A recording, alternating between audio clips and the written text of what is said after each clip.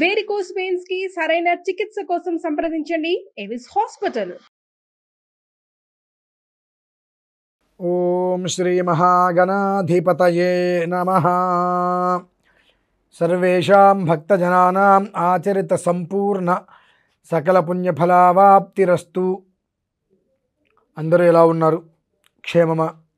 క్షేమంగా ఉండాలి అనే కోరుకుంటున్నాను. అంతకుమించి సుఖ సౌఖ్యంతో అందరూ ఉండాలి అని చెప్పి మనస్ఫూర్తిగా అందరినీ కూడా ఆశీర్వదిస్తున్నాను.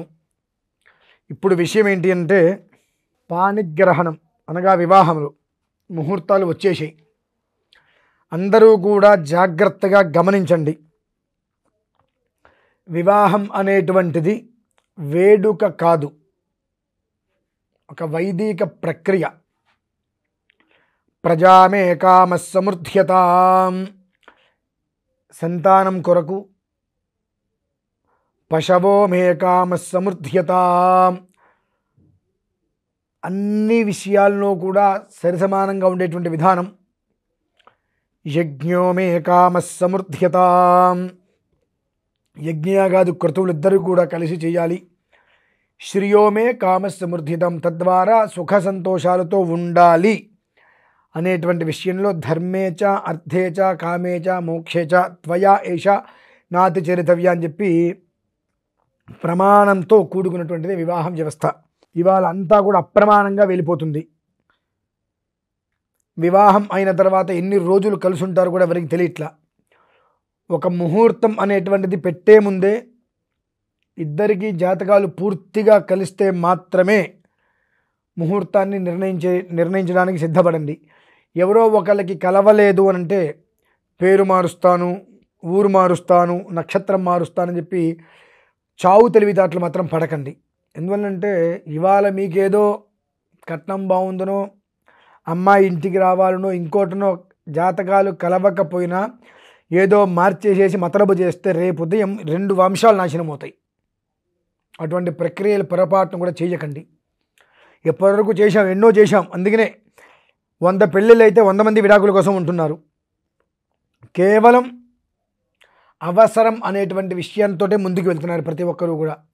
వివాహం అనేటువంటిది 100 ఏళ్ల పంట, 6 నెలల మంటగా మార్చవద్దు అనేటువంటిది విషయం.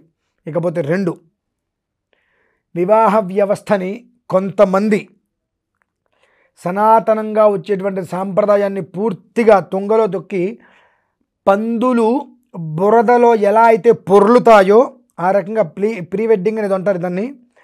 ఆ ప్రీ వెడ్డింగ్ అనేటువంటి పేరుతోటి పందులు బురదలో దొర్లినట్టుగా దొర్లుతున్నారు, సిగ్గు ఎగ్గు లేకుండా. ఏం బ్రతుకులో అర్థం కావట్లా. సమాజానికి తర్వాత తరానికి ఏం మెసేజ్ ఇస్తున్నారు, సాంప్రదాయం ఏంటి, అసలు మనకు సంస్కారాలు ఏంటి అన్నీ మర్చిపోయి ఇలా చేయటం వలన ఎంతకాలం వాళ్ళు వివాహం చేసుకొని మనుగడ సాగిస్తున్నారు అనేటువంటిది కూడా దృష్టిలో ఉంచుకోండి. ప్రతి ఒక్కళ్ళు కూడా మాఘమాసం అనగానే మంచి ముహూర్తాలు వస్తాయి, వివాహం చేసుకొని పిల్లాపాపలతో సుఖంగా ఉండాలని చెప్పి అనాది రోజుల్లో కోరుకునేవారు. ఇప్పుడు అట్లా కాదు. వేడిగా ఉన్నటువంటి 2 మనుషులను కలుపుకోవడం కోసమే పెళ్లి చేసుకుంటున్నారు, ఆ తర్వాత విడిపోతున్నారు. మీరు ఏదైనా అనుకోండి, జరుగుతున్నవి ఇవే. ఎంతమంది ఉంటున్నారు వివాహమైన తర్వాత కష్టమైన నష్టమైనా కలిసే ఉండాలి, అర్థం చేసుకొని ఉండాలి, ఒకళ్ళ గురించి ఒకళ్ళు ఆలోచించాలని చెప్పి జీవితకాలము కూడా లాంగ్ లైఫ్ ప్రయాణంగా ఎంతమంది చేయడానికి సిద్ధపడుతున్నారు. వివాహం అవుతుంది, కొన్ని రోజులు అవ్వగానే నువ్వెంత, నీ బ్రతికెంత, నా ఇష్టం, నా విధానం, నా వ్యవహారం, నాది నీదంతా నా వ్యవహారం అనుకుంటూ నాది నీది అనేటువంటి సిస్టమ్ వచ్చి మనస్పర్ధలతో విడిపోతున్నారు. ఇటువంటి వాళ్ళు వివాహం చేసుకొని జీవితాలు నాశనం చేసుకోవద్దు, కొంత పక్క వాళ్ళ జీవితాలు నాశనం చేయవద్దు. ఎందువల్లంటే వివాహం అనేటువంటిది ప్రపంచం మొత్తం సనాతన సాంప్రదాయంలో భారతీయ వివాహ వ్యవస్థ వైపు తొంగి చూసి ఎంతోమంది విదేశీయులు ఇలా వివాహం చేసుకోవాలి అని చెప్పి చక్కగా కట్టు బొట్టు అన్ని మార్చుకొని వాళ్ళ పద్ధతులు దేవాలయాల్లో కళ్యాణ మండపాల్లో వివాహం చేసుకోవడానికి ఇష్టపడుతున్నారు. మన సాంప్రదాయాన్ని చూసి మనమేం చేస్తున్నాము, మన సాంప్రదాయాన్ని మనమే తొంగలో తొక్కుతున్నాము. ఇదంతా ఎందుకు చెబుతున్నారండి ఇప్పుడంటే, ముహూర్తాలు వచ్చినాయి.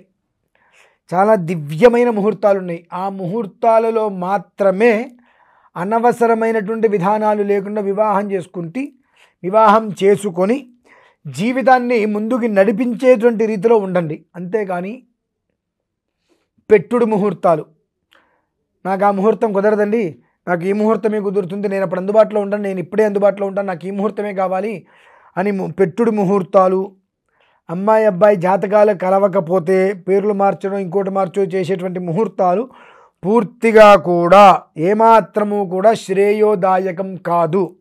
2 కుటుంబాల జీవితానికి నాంది మొట్టమొదటి అక్కడే ఉంది, గుర్తుపెట్టుకోండి.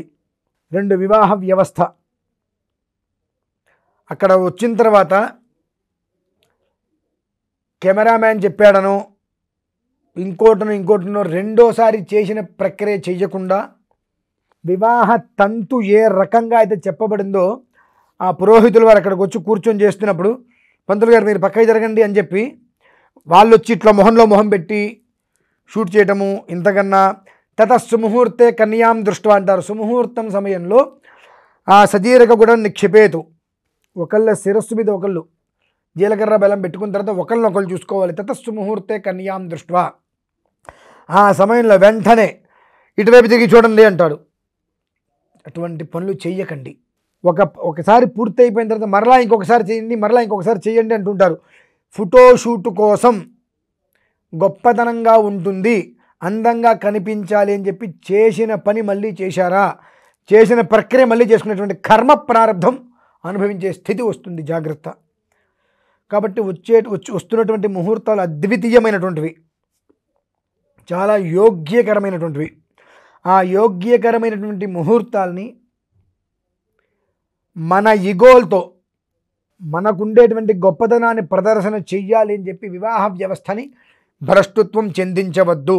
వివాహం వ్యవస్థను భ్రష్టత్వం చెందిస్తే ఏమవుతుందండి అంటే పురోహితుల వారికి పెళ్ళిళ్ళు దొరకవన్న వాళ్ళకి భుక్తి వెళ్దా అనేటువంటిది మీ ఆలోచనలు కావచ్చు. మీ వంశాలు నాశనం అవుతాయి. 2 వంశాలు ఎవరైతే కనుక ఇష్టం లేకుండానో తప్పనిసరో ముహూర్తాలు కలవకపోయినా జాతకాలు కలవకపోయినా బలవంతంగా కల్పించి చేసుకుంటారు, వాళ్ళ వంశాలే నాశనం అవుతాయి. తత్రాపి వివాహ వ్యవస్థకి చెడ్డ పేరు. భారతదేశంలో 1000 వివాహాలు చేసుకుంటే 1100 డైవర్స్ వస్తున్నాయని చెప్పి పేపర్లో పడితే అంతకు మించిన దౌర్భాగ్యం మన దేశానికి ఇంకేం లేదు. మన ధర్మాన్ని, మన సాంప్రదాయాల్ని, మన సనాతనంగా వచ్చేటువంటి ప్రతిదాన్ని కూడా మన స్వార్థం కోసం మనం సర్వనాశనం చేస్తున్నాం కనుక అటువంటి పనులకి ముందుకు రాకండి.